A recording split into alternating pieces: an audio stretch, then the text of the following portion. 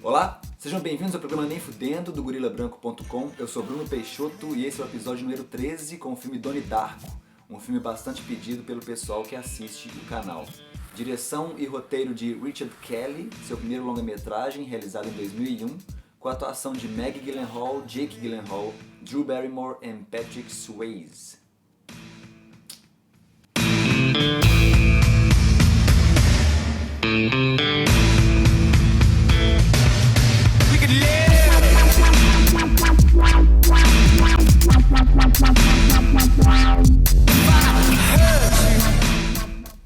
Donnie Darko, interpretado por Jake Gyllenhaal, é um adolescente problema. Recebe umas bolas de sua psiquiatra e toma esses medicamentos para mantê-lo na linha. Se você já assistiu meus vídeos anteriores, sabe que vem spoiler por aí, certo? Principalmente nesse caso que tive que apontar um momento nem fudendo muito cedo nessa trama. Portanto, mais do que qualquer outro filme que eu já apresentei aqui no canal, de verdade, assista o filme antes de ver o vídeo. Senão sua experiência de assistir o filme pela primeira vez vai ser absolutamente horrível. Porque você vai ficar esperando aparecer as coisas que eu vou falar nesse episódio.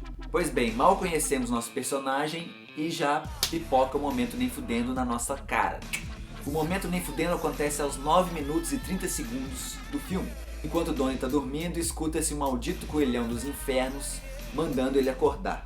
Se Donnie não atendesse o pedido do coelhão de levantar e continuasse dormindo, nem fudendo que eu vou levantar e sonambuletar pelo campo de golfe, ele teria morrido e não teria mais filme. No entanto, se ele de fato tivesse ficado na cama, dormindo e morresse, não teria um coelhão, afinal de contas, voltando ao passado, mandando ele acordar para poder fuder com a vida dele.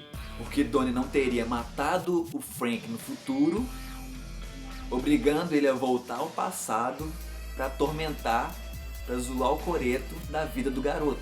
Pronto, se você não assistiu o filme e não pausou o vídeo, agora já sabe tudo o que rola do começo ao fim e se fudeu. Tá aí puto da vida e confuso pra cacete. Eu avisei, certo? O que me interessa nesse episódio é elucidar, ou tentar elucidar, essa viagem no tempo bagunçada que rola no filme. Sim, é um filme de romance juvenil dentro da escola, tipo John Hughes, a gente já viu em Curtindo a Vida Doidado. Meio macabrinho, como David Lynch, e viagem no tempo. Mas estava claro isso, né? E eu vou discorrer sobre esse último elemento do filme. Vai ser trabalhoso, mas a gente dá conta. A minha principal referência para isso foi as discussões no fórum do Mark Joseph Young, que é um cara alucinado com Time Traveler. Remontando o bagulho, Donald Darko, ou Donnie Darko, é um garoto emocionalmente problemático, ok? E para piorar o quadro, alguém tá zoando com a cabeça do garoto. Existe uma linha temporal nessa história que não é feliz, mas é menos desgraçada do que a que realmente acompanhamos. Na verdade, esse filme tem 4 linhas temporais. A gente vai chegar lá. Na primeira, nada vem do futuro. Por que isso? Um elemento fundamental para a teoria de viagem no tempo funcionar é que existe uma história original que segue seus rumos direitinho até o ponto em que o viajante no tempo volta ao passado.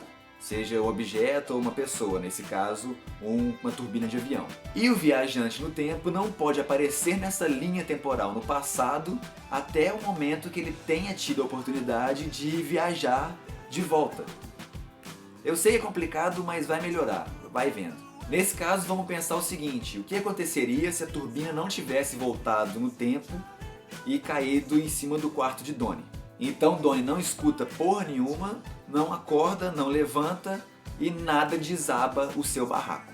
O coelhão dos infernos não existe e não tem um bicho maluco forçando Donnie a fazer essas coisas estranhas. Sendo a primeira delas ir dormir no campo de golfe. Donnie sim já botou fogo numa casa vazia, mas não alagou a escola e nem botou fogo na casa de Jim Cunningham, o papo furado, autoajuda, pedófilo, interpretado por Patrick Swayze. Por causa do alagamento na escola que acontece a reunião de pais e professores, em que a técnica do time de dança Kitty Farmer acusa a professora de inglês, que eu não lembro o nome, Karen, vivida pela Drew Barrymore, de ensinar pornografia para os alunos. No livro Destructors, que a professora dá de para casa para os alunos, uma criançada sapeca alaga uma casa e bota fogo em outra, e por conta dessas coincidências que a professora é mandada embora. Como não acontece o alagamento na escola, a reunião de pais também não acontece e ela continua empregada. Por outro lado, ela não escreve cellar door no quadro e o Donnie não vê isso, porque ela nunca foi embora. Ela ainda apresenta Gretchen a Donnie e seu namorico continua mais ou menos o mesmo, exceto pela parte que Donnie abandona ela no cinema para ir botar fogo na casa do maluco lá. O Frank o coelhão não existe e não manda fazer Donnie fazer isso. Então ele fica no cinema com a gatinha.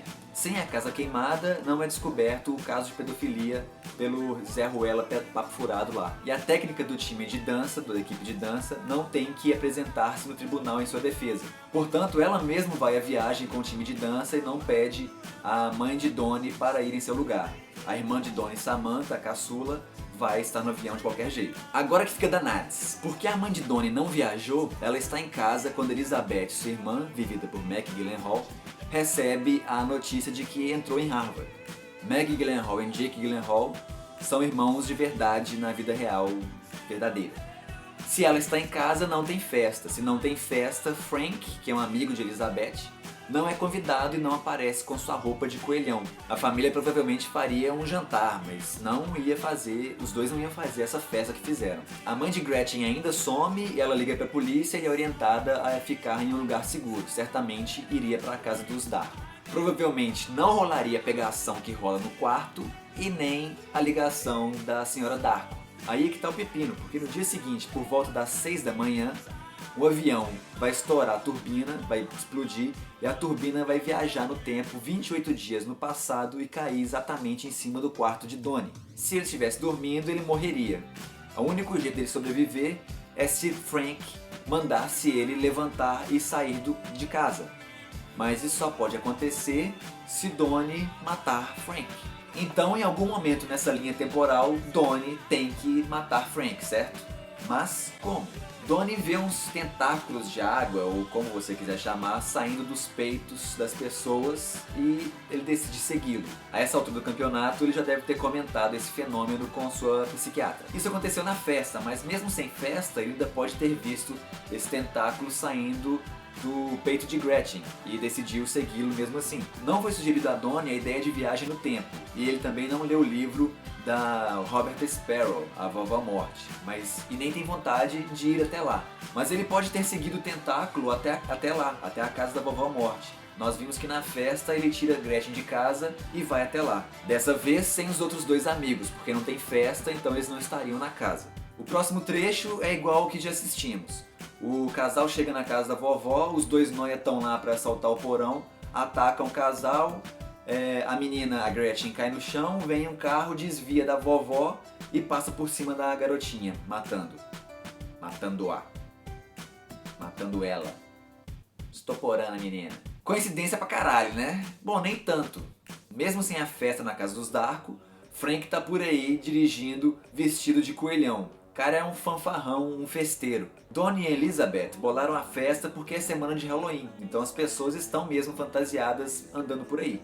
Em algum lugar está rolando uma festa e o Frank vai estar lá vestido de coelhão e sai para comprar cerveja. Ele aparecer na mesma rua também é de boa. Se ele estivesse na festa na casa dos Darko e saísse para comprar cerveja, ele faria esse mesmo caminho. Então deve ser por ali que ele costuma ir comprar o mé, a selvagem.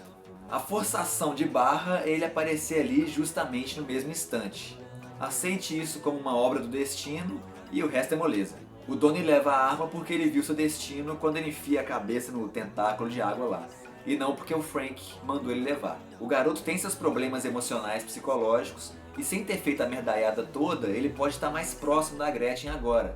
Então quando o Frank atropela a garota, mesmo sem ele ter essa imagem desse coelhão azucrinando a vida dele, ele fica puto e senta o pipoco na ideia do cara. O Frank que aparece para Donnie no filme é um fantasma maligno que aproveita a viagem no tempo, o portal que foi aberto pela turbina do avião, e viaja junto, chegando antes até Donnie para azucrinar a vida do garoto. Sua motivação é foder a vida do maluco que o matou. Caralho. Frank pode até pensar que se Donnie fizer uma merda atrás da outra, pode acabar preso ou coisa pior, e por fim não matá-lo.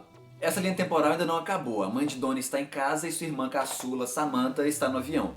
Donnie provavelmente corre com Gretchen em seus braços e foge no carro da polícia. E foge no carro da família. O avião estoura e a turbina viaja no tempo junto com Frank 28 dias, 4 semanas no passado. Os carros de polícia não pegam Donnie porque a linha temporal foi alterada e desse ponto em diante não tem mais futuro nessa história. Nós assistimos no filme a linha temporal 2, em que a turbina do avião volta no tempo e cai no quarto de Donnie. Se ele está na cama, ele morre. Mas a história continua, porque ele não é um viajante, então a viagem no tempo não se altera. Daqui 28 dias, o avião vai voar, estourar e a turbina viaja no tempo 28 dias no passado. É aí que Frank entra na jogada. Aproveitando o portal, ele, como fantasma, voa mais rápido, transporta-se, move-se mais rápido do que um objeto. Então ele volta com a turbina, chega mais rápido e manda Donnie sair do quarto e ir até o campo de golfe. Ele só vai saber do acidente no dia seguinte. O fantasma salvou sua vida e ele sabe disso, ele afirma isso na sessão de hipnose. O que ele não sabe é que o fantasma é um encosto foda. Nessa linha temporal é que acontece o filme. Ele toca o puteiro, alaga o colégio, toca fogo na casa do pedófilo, que acaba sendo descoberto. A senhora Darko viaja com a filha, eles dão festa, ele tem um livro, ele carrega a arte, vai na casa da vovó, encontra o Frank, mata o cara, carrega a Gretchen. Daí ele percebe que tem alguma parada sinistra rolando. Ele fala pro amigo do Frank que tudo vai dar certo. Ele deve ter sacado que o fantasma salvou ele só pra escrotizar a vida dele. E aí cai a ficha do tanto de merda que aconteceu na vida dele e daqueles em sua volta, porque ele saiu do seu quarto. E ele acha, imagina, que seria melhor pra todo mundo, especialmente pra Gretchen, se ele ficasse no quarto, ficasse na cama e morresse. De alguma maneira ele aproveita o portal e manda sua intenção, seu desejo, seu espírito, sei lá, de volta ao passado para persuadi-lo a ficar na cama. Isso cria a linha temporal 3. Puta que pariu, eu sei. Vamos só dar um break, mas a gente chega lá. Roda VT. Porra nenhuma! Se alguém que viaja no tempo, de volta ao passado, consegue alterar o passado com sucesso, ele cria um loop infinito. Ou seja, quando chegar o momento, ele tem que voltar ao passado e alterar essa linha temporal para resolver o problema do futuro. E aí a vida continua até chegar um momento que ele tem que voltar ao passado para resolver o problema para a vida continuar. Então ele vai ficar fazendo isso sempre de novo, sacou? Mas o Donnie parece ter resolvido esse dilema numa boa. Lembrando que na linha temporal 1 não tem fantasma, Donnie não escuta vozes, não tem a turbina e Donnie não mata o Frank. Na linha temporal 2, o Frank manda ele fazer a porra toda e no final da história ele mata o Frank. A gente chega perto de uma conclusão quando Donnie manda seus pensamentos para o passado, forçando a ficar na cama e ele morre. Se ele morreu na cama, no passado, não quer dizer que ele não pode no futuro ter enviado seus pensamentos para persuadi-lo a ficar na cama? Sim, você tá certo, mas já não interessa mais. Nessa linha temporal, a Gretchen não conhece o Donnie, ela vai sentar perto do próximo gatinho na aula de inglês. Donnie não usou o colégio, nem toca o fogo na casa do Pedobert, porque ele já tá morto. A família não comemora em grande estilo o sucesso da filha e a caçula viaja com o time de dança. A mãe de Donnie fica em casa de luto e a técnica do time de dança que viaja porque ela não precisa defender o pedófilo no tribunal, porque ele nunca foi descoberto. Donnie não pega a arma e não mata Frank. Frank não é mais um fantasma, nem volta no tempo. Nem teria motivo para isso. E ainda assim, no início da linha temporal 3, Donnie escuta o coelho, mas também sente sua intenção enviada do futuro para ignorar essa voz e permanecer na cama. Ele fica deitado e ri, sabendo que é melhor morrer do que viver o mês que está por vir, com toda a desgraceria que vai rolar, desfazendo tudo. Não existe mais a voz do coelho e também não existe mais a sua intenção vinda do futuro. Nos levando à linha temporal 4. Se liga que essa é curtinha. Donnie tá na cama. Não existe coelho porque o Frank não morreu na linha temporal anterior. Não existe a intenção dele vinda do futuro porque não importa mais. Ele não tem razão para sair da cama. O avião se estopora no ar, a turbina viaja no tempo, 28 dias no passado, e cai no seu colo. Mas ele sobrevive. Zoeiro, o cara morre. Porque ele morre, o restante da história segue com uma linha temporal 3. Frank não toma um tiro na lata, Gretchen não é atropelada, a professora Carrie não é despedida, a senhora Darko não viaja, o pedófilo continua a putaria, a caçulina morre no acidente de avião. E o perito da Infraero tá maluco da cabeça tentando entender como um garoto foi morto porque a turbina de um avião explodiu 28 dias mais tarde, caiu em seu colo, com a sua irmã a bordo. Não tem como o cara ter conectado uma coisa com a outra. Se você tem alguma opinião a respeito, se você tem um ponto de vista sobre isso, por favor, compartilhe aí nos comentários. Esse episódio deu um nó sinistro na cabeça, vou fazer como o Doni, jogar um Top Gear pra relaxar um pouco. Quem quiser ficar por dentro, saber quando rola o próximo Nem Fudendo, qual filme vai ser, etc., é só acompanhar pelo Facebook, pelo Twitter e se inscrever no canal, claro. Esse foi o episódio mais específico, mas é o ponto que eu quis discutir sobre esse filme. Espero que vocês tenham gostado, eu gostei muito, obrigado ao pessoal que pediu por esse filme e até a próxima.